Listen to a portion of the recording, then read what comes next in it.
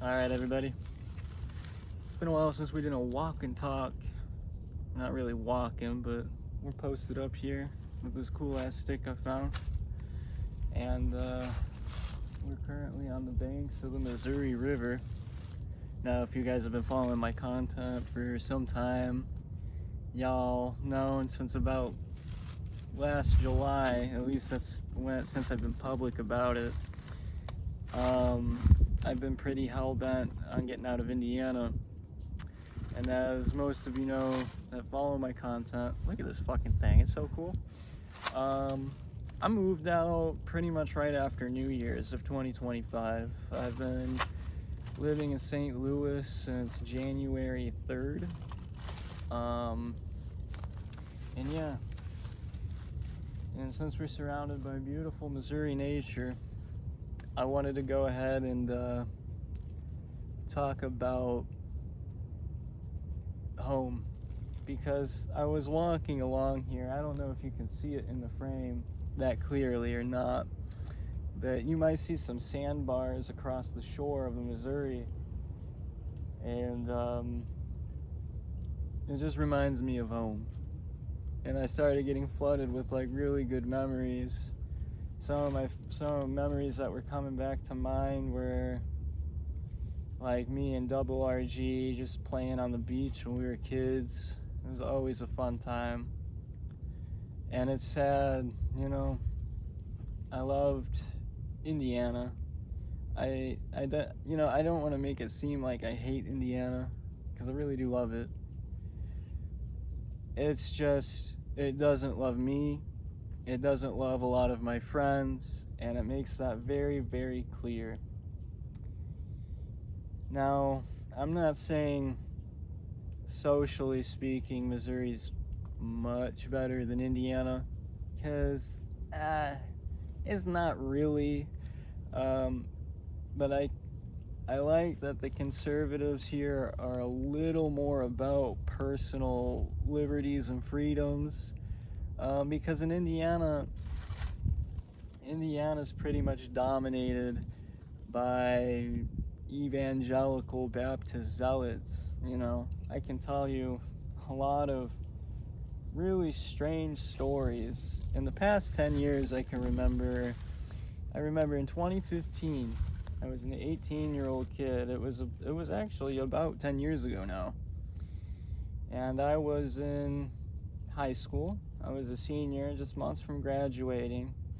Then Mike Pence and the GOP basically passed, I think it was called like the Religious Freedom or Religious Liberties Restoration Act, which basically, in a roundabout way, made it not only possible but legally tolerated to, say, turn away a customer on whatever basis, essentially that it goes against your religion. But people were able to ferret out pretty quickly that it was really more about just giving bigots, or as my friend Dubs used to say, religious bigots. I really like that one.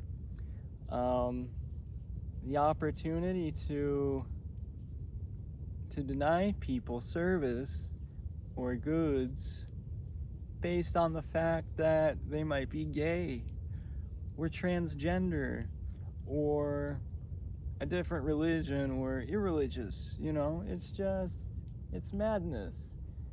And while I'll give Indiana props that it does have some pretty solid self-defense laws, it does have some pretty solid ecological laws.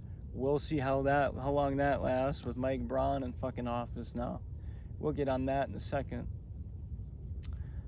Other than that, unless you're okay, and you know, that's a big part of it too, is kind of making yourself okay with living there. Knowing that you're the black sheep of the collective society that Indiana wants. Meaning that you're probably not wanted there. And I moved because I was sick of it, you know. It's unfortunate in a beautiful state like that At least the part I'm from. I'm not from the cornfields, and I'm not from the south part of the state. I'm from fucking the shore of Lake Michigan. One of the most beautiful places ever. And, you know, it was really neat because, you know, it was like one of the few places in the world that in a 14-mile stretch of land, you have like 7 or 8 different biomes. We had marshes and prairies and all sorts of stuff. It was like living on like a Midwest version of like an old school Minecraft map. Just small enough, but you get the whole ass thing. I'm not, you know, I don't know how Minecraft works now.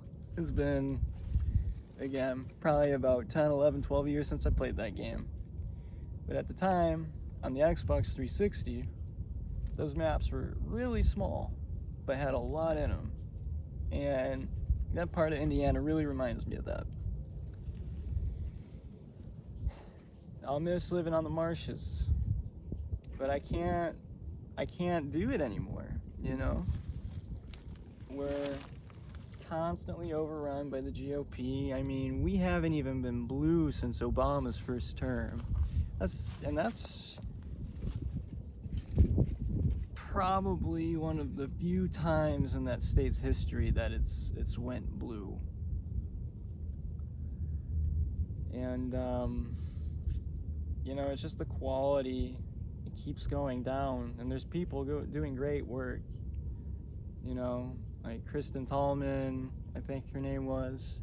She's pushed for years and years and years for at least the medical marijuana program or legalizing it, because remember, like, Indiana is still outright prohibited, because once again, business interests.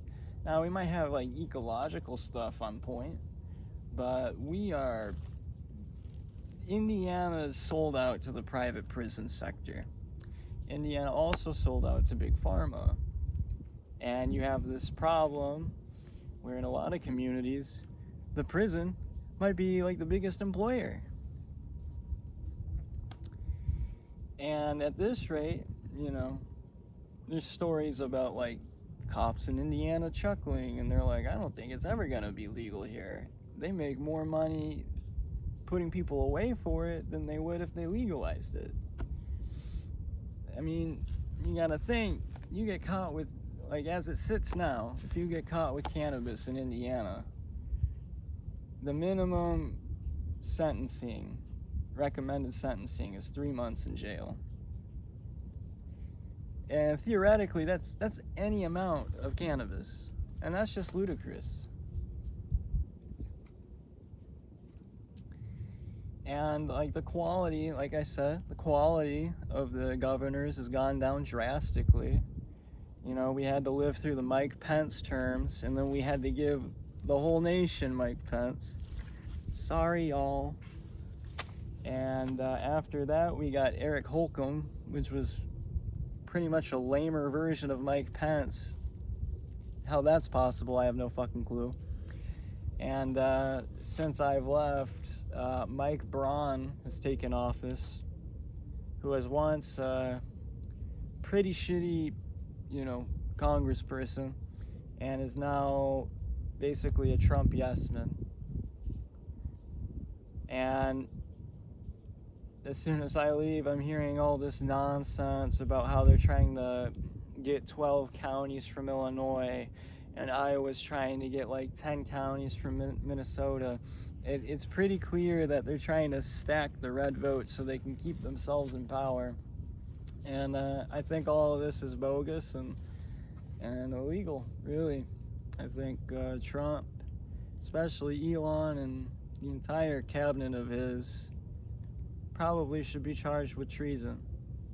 And Elon can get extradited over to fucking South Africa.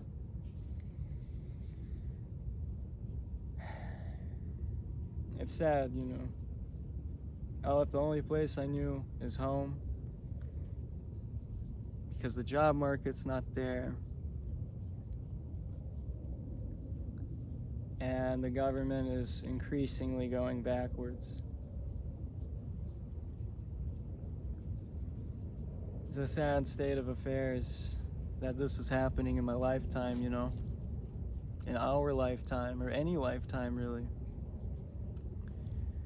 And at this point, it's happening on the federal stage, and nobody really knows what to do. All we can do is hope and fight back. But at a certain point, it's almost like this country was almost designed to be taken advantage of. And I really don't want to leave home again, but I have been giving a lot of thought to living overseas. Hopefully I have a specialized skill set that some government would be willing to give me a work visa for.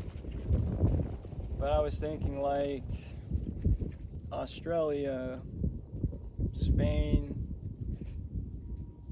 places like that. Basically places where it's seemingly pretty easy for someone from the United States to get citizenship. The other recommended places were Canada and Mexico, but I don't know if I want to be on the same patch of land as the United States right now. I mean, I know like missiles and stuff exist and whatever, but I feel like at this point I'd feel safer on either side of either pond than this place right here. We're only, not even 2 months in to this new presidency, second term of Trump. The signs are clear. The world's moving on without us. We're regressing. Trump is a fool, and Musk is taking advantage of that.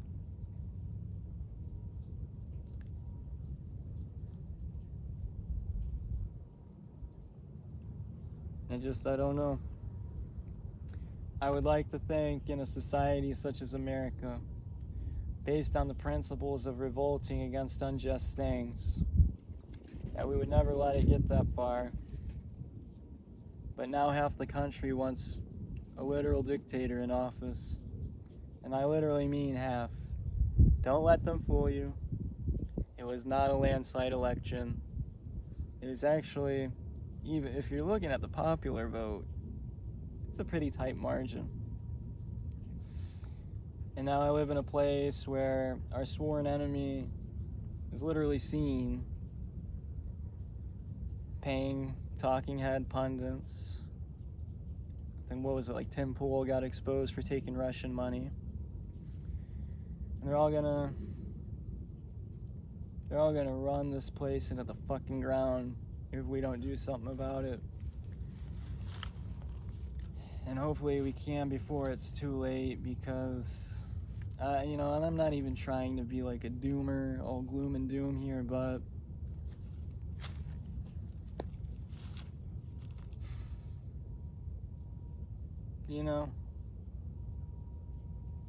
sometimes I fear it will become too late. And I've already got the paperwork started.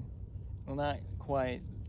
I'm waiting for a replacement birth certificate so I can apply for my US passport, and then from there we'll see what happens. I don't really feel called to like move overseas, For all my international friends, being an American and not liking Trump is it's like really bizarre. And because like one day you want to like stay here and fight for what's right, and then the next day you're scared shitless and you want to move.